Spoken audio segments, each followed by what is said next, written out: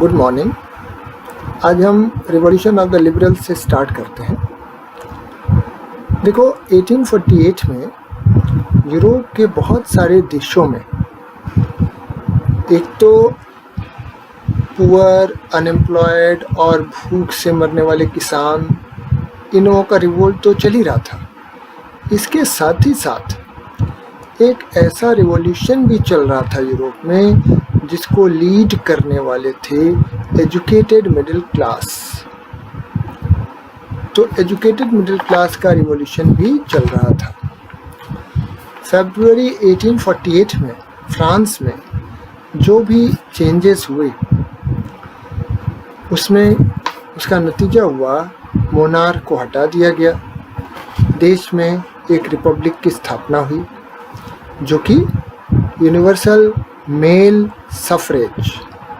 आज हम लोग यूनिवर्सल एडल्ट सफरेज की बात करते हैं, लेकिन उस वक्त यूनिवर्सल मेल सफरेज यानी only the male people had voting right, females को वोटिंग राइट नहीं थी। इसके आधार पर एक रिपब्लिक बना था। और यूरोप के अन्य हिस्सों में भी जहाँ पर कि इंडिपेंडेंट नेशंस नहीं थे, जैसे Germany, Italy, Poland, Austro Hungarian empire, इन सब जगहों पर भी लिबरल मिडिल क्लास के लोगों ने अपनी डिमांड्स को आगे बढ़ाया और नेशनल यूनिफिकेशन और कॉन्स्टिट्यूशनलिज्म, मतलब कॉन्स्टिट्यूशन के द्वारा शासन और नेशनल यूनिफिकेशन, इसके लिए इन लोगों ने अपनी डिमांड्स को आगे रखा।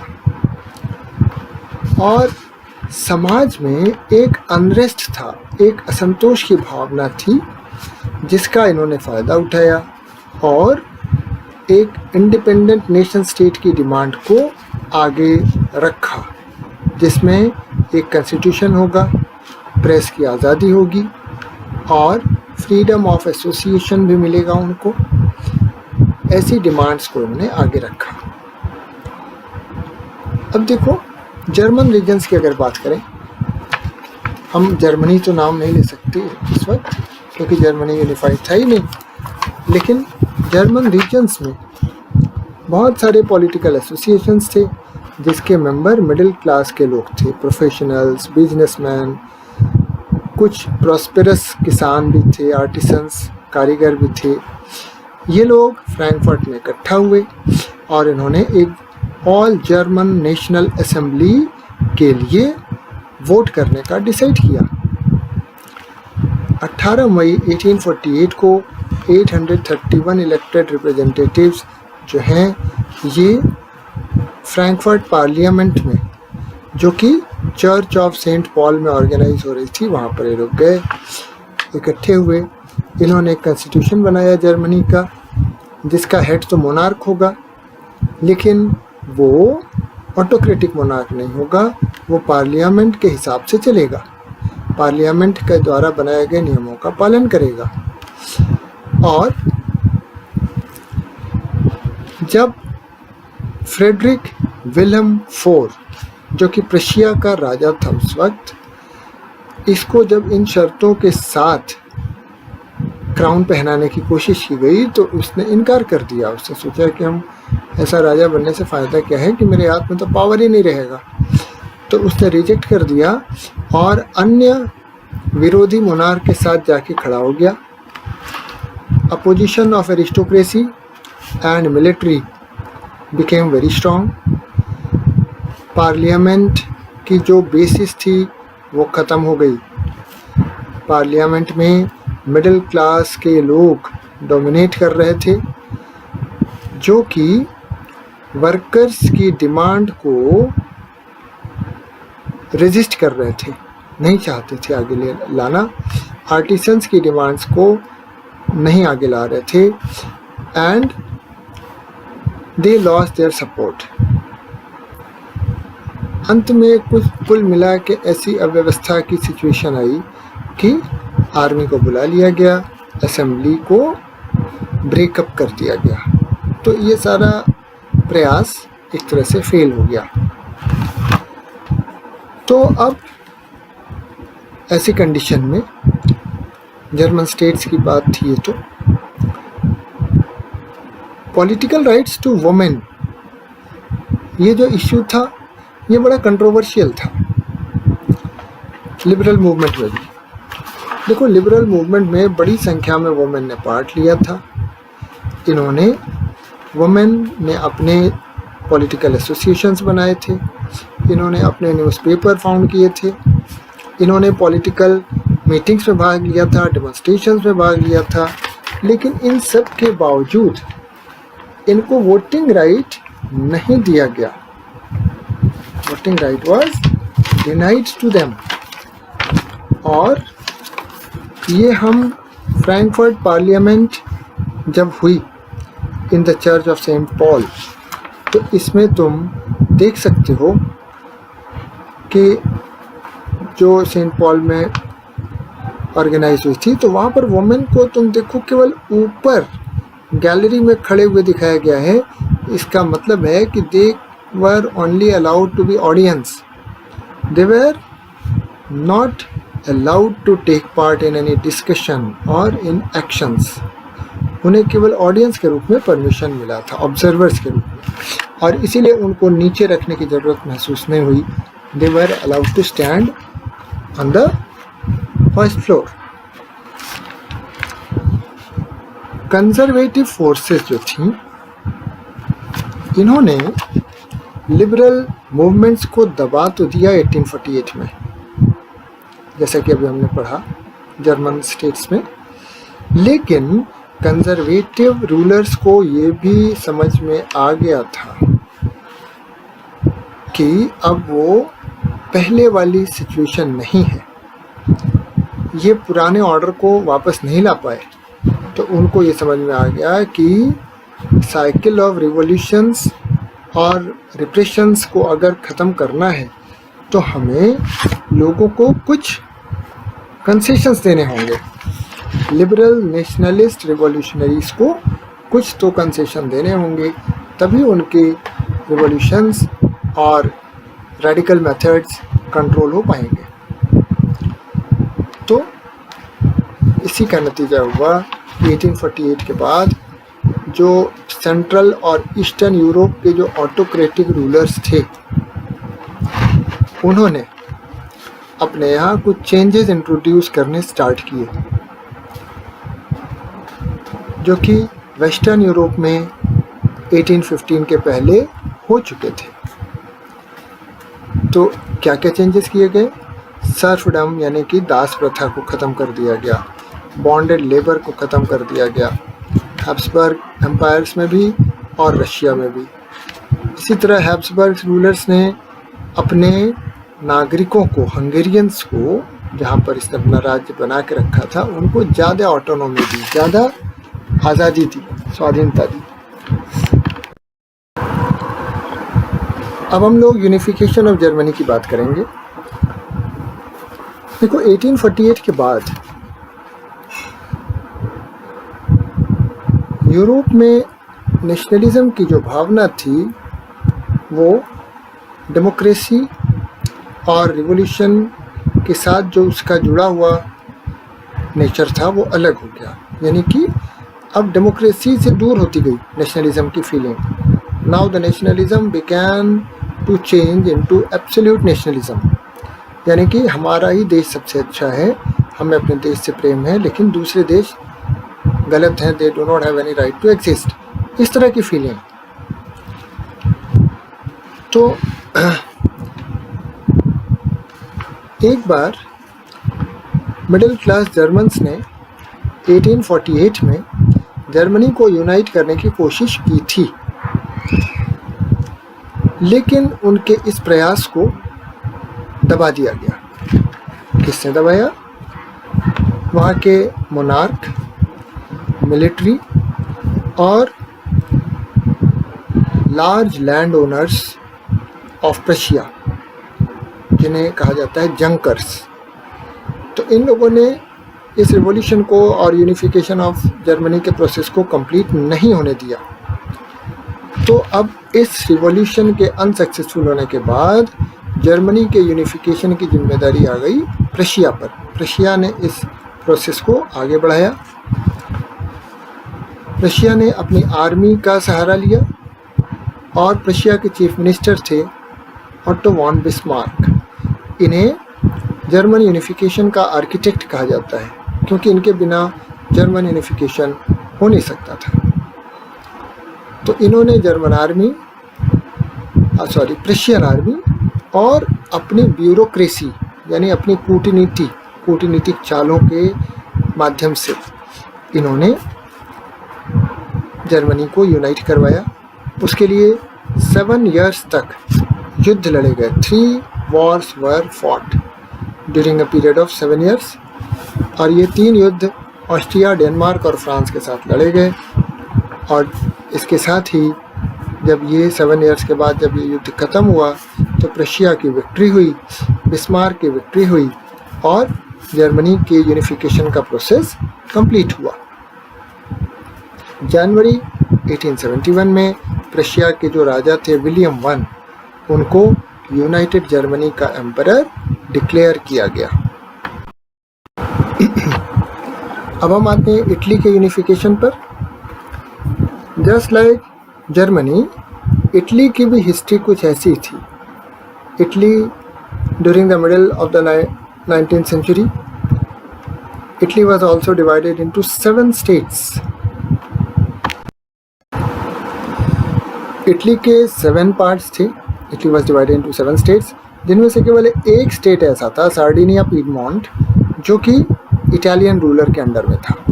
बाकी सारे हिस्से नॉन इटालियंस के अंडर में थे। नॉर्थ ऑस्ट्रियन हैब्सबर्ग के अंडर में था। Central part of Italy was under the pope जो कि चर्च का हेड होता है। और साउदर्न रीजन की बात की जाए तो वहाँ पर बोरबोन किंग्स ऑफ स्पेन इनका राज्य था। तो इस तरह से हम देख सकते हैं कि इटली के अलग अलग हिस्सों में अलग अलग लोगों का राज्य था। यहाँ तक कि इटली में इटालियन लैंग्वेज भी एक जैसी नहीं थी। इसके बहुत सारे डायलेक्ट्स थे, रीजनल वेरिएशंस थे। तो Italy was fragmented.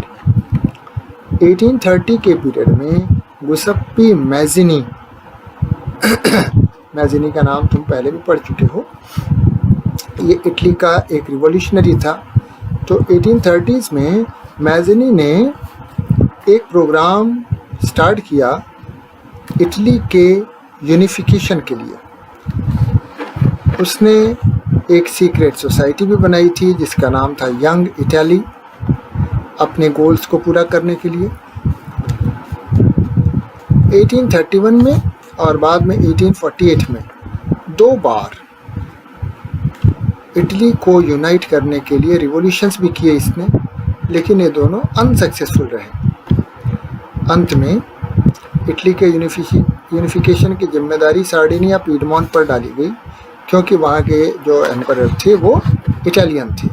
King Victor Emmanuel II, he was the ruler of Sardinia Piedmont. तो उनके ऊपर ये जिम्मेदारी आई, क्योंकि वही इटालियन रूलर थे। तो और तो देश चाहेंगे ही नहीं कि इटली एक हो, पर वो जरूर चाहेंगे। तो उनके ऊपर ये जिम्मेदारी आई इटली को यूनाइट किया जाए। मैज़िनी का और सभी रूलिंग इलाइट्स का ये विचार था, उनका व्यू था कि जब यूनिफिकेशन होगा तभी इटली का डेवलपमेंट होगा, इकोनॉमिक डेवलपमेंट, पॉलिटिकल डोमिनेंस होगा। तो इटली का ओवरऑल डेवलपमेंट तभी हो सकता है जब पूरा इटली एक हो जाए, अलग अलग टुकड़े इसके यूनाइट हो। इटली के सार्डिनिया पीडमोंट के जो चीफ मिनिस्टर थे कैवोर ने इस मूवमेंट को आगे बढ़ाया। जैसे जर्मनी के मूवमेंट को बिस्मार्क ने लीड किया था, वैसे इटली के यूनिफिकेशन मूवमेंट को सार्डिनिया पीडमोंट के चीफ मिनिस्टर कैवोर ने आगे बढ़ाया। इन्होंने इटली के पार्ट्स को आगे बढ़ाने का प्रयास किया। ये खुद कोई रिवॉल्यूशनरी नहीं थे या कोई डेमोक्रेट भी नहीं थे, लेकिन इन्होंने अपनी tactful diplomatic alliance with France के साथ इन्होंने एक बड़ी कूटनीतिक ढंग से एक संधि की, अलायंस बनाई, और इसको बनाने का काम कैवोर ने किया। और सार्डिनिया पीडमोंट इस तरह से ऑस्ट्रियन फोर्सेस को हराने में सफल हो पाया 1859 में with the help of France. इस युद्ध में इटली के यूनिफिकेशन के लिए ये जो युद्ध हुआ ऑस्ट्रिया के साथ, इसमें रेगुलर आर्मी ने तो पार्ट लिया ही लिया, इसके अलावा a large number of armed volunteers ने भी हिस्सा लिया था। Volunteers you know who do some work not for money but due to their emotions and ideals. तो बहुत सारे हजारों की संख्या में वॉलंटियर्स ने भी इस युद्ध में भाग लिया था। और ये वॉलंटियर्स कैसे आए युद्ध में? गुसेप्पी गैरिबाल्डी ने इन सबको देश के लिए युद्ध करने के लिए तैयार किया था। तो गैरिबाल्डी का भी एक बहुत बड़ा रोल आता है यूनिफिकेशन ऑफ इटली में। इन 1860 ये लोग साउथ इटली में पहुँचे and the kingdom of the two Sicilies में पहुँचे। वहाँ पर इन्होंने लोकल पीजेंट्स का सपोर्ट हासिल किया और उनकी सहायता से स्पेनिश रूलर्स को भगाने में सफलता प्राप्त की। इन 1861 विक्टर इमैनुअल II को यूनाइटेड इटली का राजा डिक्लेयर किया गया और इस तरह से इटली का यूनिफिकेशन भी पूरा हुआ under the leadership of Cavour, the chief minister of Sardinia piedmont. अब हम लास्ट में ब्रिटेन के बारे में देख लें। ब्रिटेन में नेशन स्टेट का फॉर्मेशन इटली या जर्मनी की तरह एकाएक नहीं हुआ, ये एक लॉन्ग प्रोसेस का नतीजा था। 18th सेंचुरी के पहले ब्रिटिश नेशन जैसा कुछ था नहीं। जो लोग ब्रिटिश आइजल्स में रहते थे वो इंग्लिश, वेल्श, स्कॉट और आयरिश, ये 4 क्लैंस के लोग रहते थे। इसमें जो है इनकी अपनी अपनी कल्चर्स थे, ये जो अलग अलग एथनिक ग्रुप्स थे इनके अलग अलग पॉलिटिकल ट्रेडिशंस भी थे। लेकिन इसमें जो इंग्लिश लोग थे, इंग्लिश, स्कॉट, वेल्श, इन सब में से तो इंग्लिश लोग धीरे धीरे क्या होते गए, धनी होते गए, वेल्थ, इसके कारण इनका इम्पोर्टेंस बढ़ता गया और they became gradually more powerful. As you can understand, when people become rich they automatically become powerful.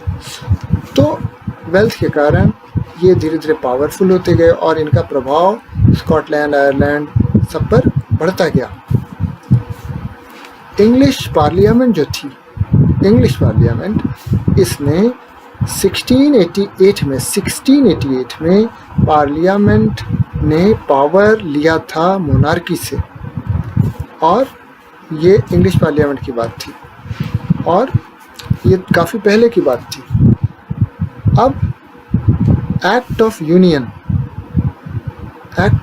1707 में हुआ, जिसमें इंग्लैंड और स्कॉटलैंड ने resulted in the formation of the United Kingdom of Great Britain. तो England और Scotland ने मिलके by the Act of Union ये United Kingdom of Great Britain बनाया।